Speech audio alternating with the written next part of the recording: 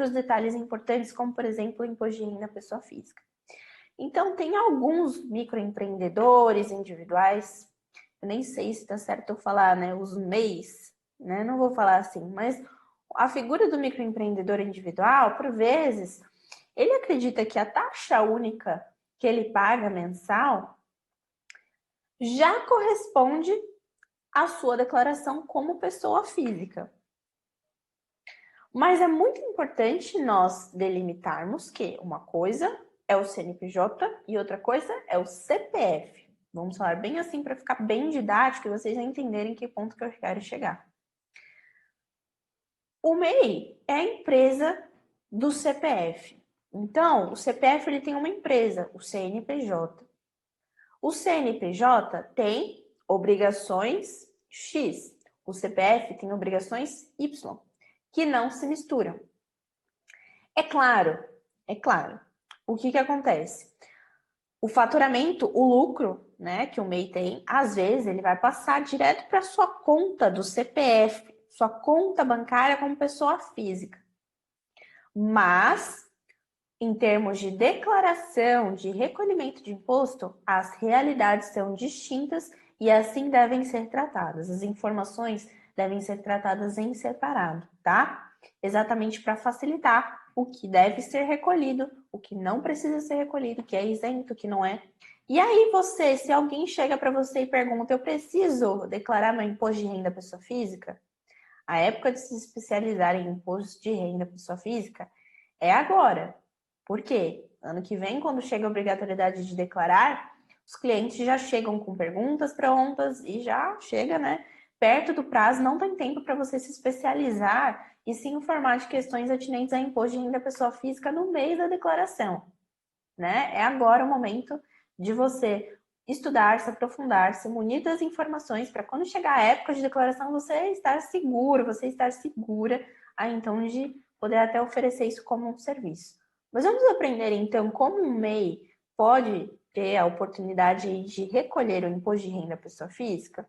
Então, como que a gente vai fazer essa continha? E eu trouxe valores, né? Estou dando em números para facilitar aqui o nosso trabalho, né?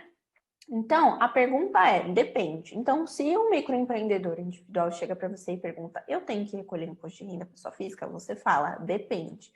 Por que depende? Vamos lá ver então como que é feito isso?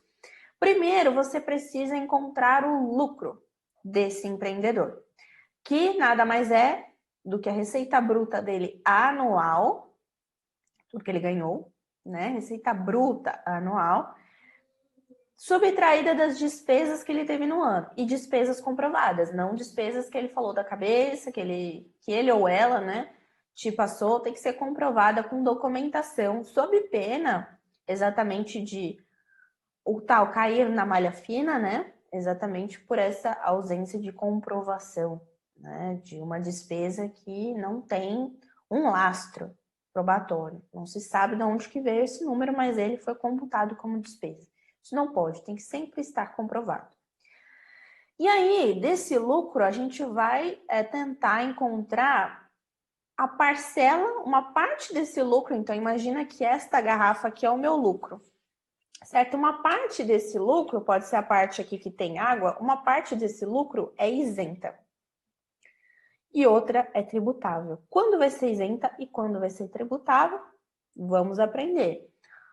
Para achar a parte que é isenta, a gente multiplica o faturamento do MEI, que ele ganhou anualmente, né, receita bruta anual, e multiplica por um chamado percentual de presunção.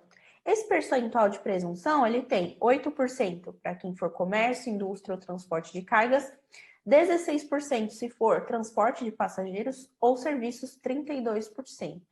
Quando eu multiplicar o faturamento por um desses percentuais, a depender da atividade, então, que a gente está tratando do MEI, a gente vai ter um valor. Esse vai ser o valor isento, vai ser, por exemplo, a água aqui do meu lucro. Então, a parte isenta do meu lucro, como é que eu faço para descobrir a parte tributável? Eu vou pegar o meu lucro e vou diminuir daquilo que eu encontrei que é isento. E aí eu vou ter a possibilidade da parcela tributável. Por que possibilidade? Porque se o resultado ele for menor que R$ 28.559,70, eu não preciso declarar o imposto de renda à pessoa física. Tá muito estranho isso, Bia. Me ajuda porque eu não estou entendendo nada. Sou advogado, sou advogada, eu sou da área de humanas e não exatas, eu estou completamente perdida no seu raciocínio. Estou perdido no seu raciocínio. Mas, novamente, eu trouxe aqui a informação para facilitar e não dificultar a vida de ninguém. Então, por isso que eu falei que esse material vai ser legal para vocês fazerem consulta. Num caso concreto, vocês repassam aqui como é que faz a continha e pode, então, chegar nesse resultado. Eu, como advogado, eu da parte jurídica, eu tenho que fazer essa conta. Olha, você não precisa. Isso pode ser um contador responsável. Mas como MEI, diferente de uma ME, uma microempresa, não é obrigado a ter um contador, ele só precisa fazer um registro das coisas, né, que ele recebe, das despesas, exatamente porque ele faz o recolhimento da guia única pelo Simples Nacional, ele precisa ter um registro, para ter um controle para alimentar as informações em sistema, mas não precisa de um contador. Então, geralmente, o MEI vai te aparecer com algum questionamento e você não vai ter contador para onde correr. Ou você contrata algum profissional à parte para te tirar uma dúvida ou fazer um cálculo específico naquele caso concreto, ou nesse caso, você junto com o empreendedor aí, com o microempreendedor individual, vocês tentam chegar a essa resposta juntos através da documentação que ele te apresentar, tá? Então, vamos colocar aqui valores. Então, eu vou pegar de caso exemplificativo aqui, uma fotógrafa que teve receita bruta anual de 75 mil. Deixa eu pegar uma canetinha aqui só para facilitar a nossa vida. 75 mil, tá? E as despesas comprovadas, 35. Gente, eu coloquei aqui de forma facilitada que já está comprovada as despesas para a gente não ficar quebrando muita cabeça e só entender mais ou menos como é que funciona o raciocínio. Então, eu pego a receita bruta, diminuo das despesas comprovadas, né? E eu vou ter o meu lucro. Só que eu falei para vocês, o meu lucro é essa garrafa d'água. E tem uma parcela que é isenta e outra tributável, que pode ser tributável. Então, eu preciso entender se esse lucro vai fazer eu ter a obrigação ou não de declarar o meu imposto de renda como pessoa física. Como que eu chego na parcela isenta do lucro? Eu faço o faturamento vezes aquele percentual de presunção. Como aqui é uma prestação de serviço, eu peguei o percentual de presunção do slide anterior, que correspondia a serviço, 32%, e eu cheguei a um valor aqui, ó, de 24 mil. 24 mil é a parte que tem água da minha garrafa. Então, eu vou fazer a subtração para descobrir se a outra parcela do meu lucro é tributável ou não. E aí, eu vou pegar o meu lucro, esse que eu cheguei aqui em cima, e vou diminuir do que eu acabei de encontrar como isento. O resultado, eu vou comparar com o valor de 28 mil e uns quebradinhos aí. É maior ou menor? É menor. Então, nesse caso, eu não preciso declarar o imposto de renda pessoa física. Muito complicado, muito complexo?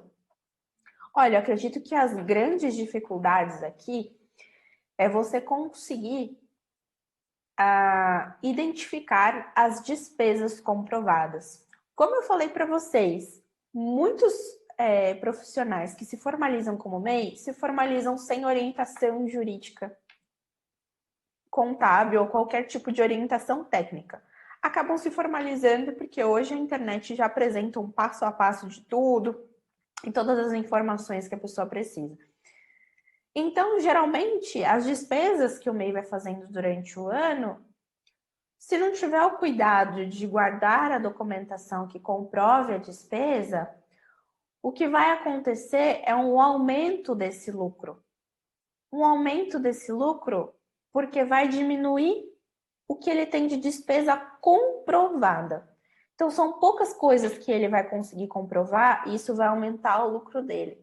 Se eu tenho um aumento do lucro, pode ser que lá, na hora de calcular a parcela tributável, eu tenha uma diferença considerável, tá? E isso é muito importante. Então, olha só que legal você aí do outro lado entender como é que funciona a possibilidade de recolhimento do imposto de renda pessoa física para orientar desde a formalização o seu cliente, seu parente, seja lá quem for, a ter esse cuidado de comprovar as despesas e fazer o registro também das receitas que ingressam dessa pessoa jurídica. Joia?